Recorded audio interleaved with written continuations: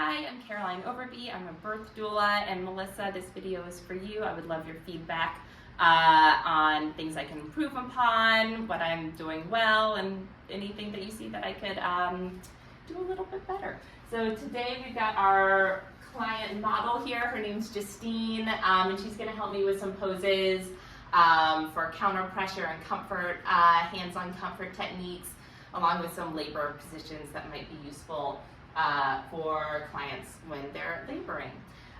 So the first one we're going to do is some hands-on technique for counter pressure, and it's great if your clients can be leaning against something so their entire body weight feels nice and supported, and that can be over a birth ball, it can be along the hospital bed, and today we're going to do it along this chair right here, and I've got the pillow right here for Justine's comfort.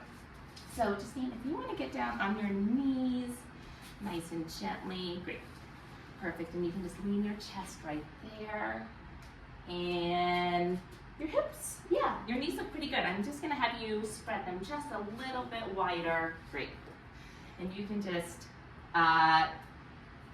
zone out for a little bit. So the first one I'm going to do is just a simple counter pressure. I'm going to use one-handed for that.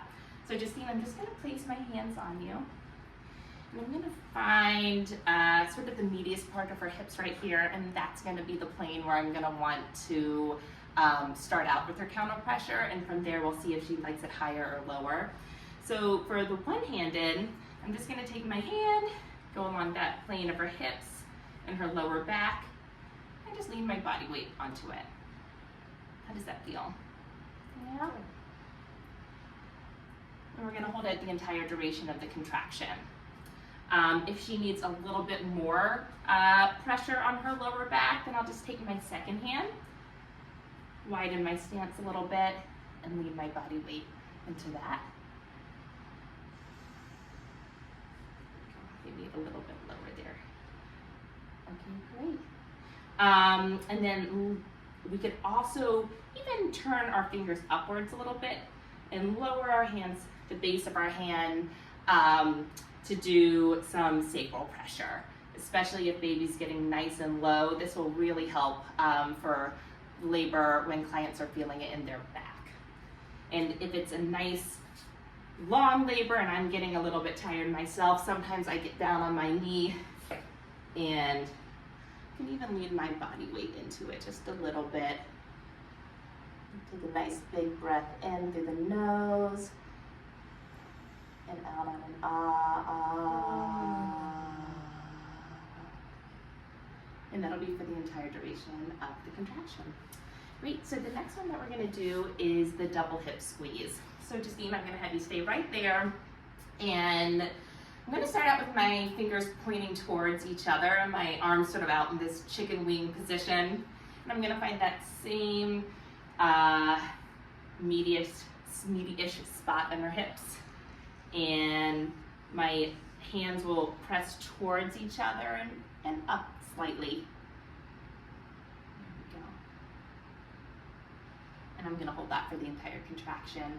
And sometimes even a little bit closer together, depending on where baby is, can feel great too. So it's just important to communicate to find out what feels good at that time. Great. And lastly, we're gonna do some massages. So Justine, if you want to get up, there we go. You can just take a seat in that chair.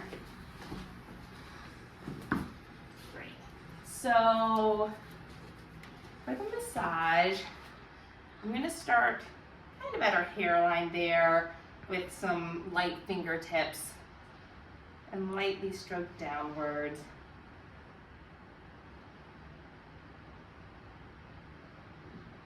You can also, Justine, I'm just going to go along the sides of your arms as well. So I'm going to start up high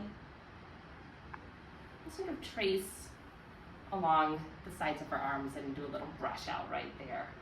Sort of like you're got a nice paintbrush and you're doing a nice stroke that you want to finish. And lastly, we're going to do like a little heavier of a massage just because some clients really do like a little bit more pressure. So Justine, I'm going to start at your hairline again, and I'm going to work my way down.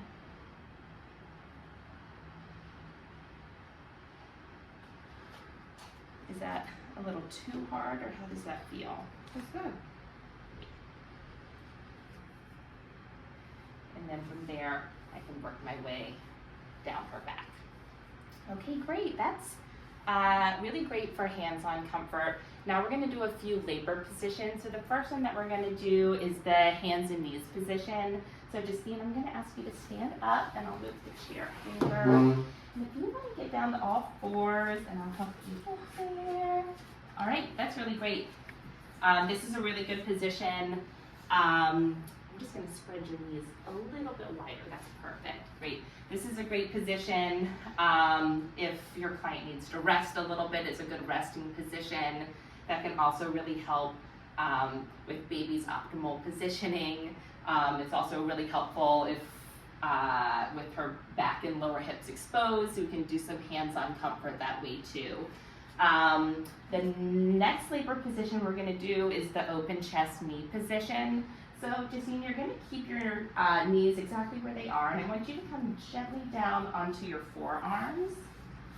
Great, and from there, elongate your arms, and you can try to rest your chest as much as you can on the ground. And if you could slightly move your body leaning forward just a little bit to propel your energy a little bit off of your hips and knees. That's really great. And you can also put a pillow underneath her chest for comfort. Again, this is a great resting position. If contractions are slowing down and you want to try to speed those up again, optimal positioning for baby is really great too. Okay, great. So the next one, let me look at my thing, side lying, which is a nice resting position. So we're just going to have you come along to your side. I'm going to get a pillow for under your head. Great. Perfect. I'm going to make sure your hips are nice and stacked, which they are. And I'll grab one more pillow to put in between your knees here. This is also a great time to use a peanut ball if you have a peanut ball to open up the pelvis so baby has a nice amount of room to wiggle down. Great. And the last one that we're going to do is slow dancing. So I know I had you just get down. I'm going to have you come right back up. And I'll help you come up. Perfect. All right, Justine. So for the slow dancing, sort of like the slow dancing, I'm going to have you wrap your arms right around my neck. Great. And let's get your stance a little bit wider. Perfect. And then just lean your body weight into, I know you're taller than I am, but lean your body weight into my chest as much as you can. Great, you can even turn your head to the side if that's more comfortable. We're going to sway back and forth. And the good thing about this position is you've got our hips nice and open and wide. You're adding movement. You're supporting her body for her, so in case she's very tired. And also, I can use my hands up here to massage her neck during, there's any tense muscles there, if that feels good, or even during a contraction, the partner can hold on to the hips and do some counter pressure on her hips in this position. Or if there's a partner present, they can do slow dancing to help release those oxytocins and all the other benefits that we talked about. And then I can be on the side with her hips and do some counter pressure there. Great, so you know what? I'm just gonna have you sway a little bit more with your hips actually. Yeah, there we go. So just with me, there we go. That's great. Perfect. All right, that is it. Thank you, Justine, for being my model client. I look forward to hearing your thoughts. Thank you.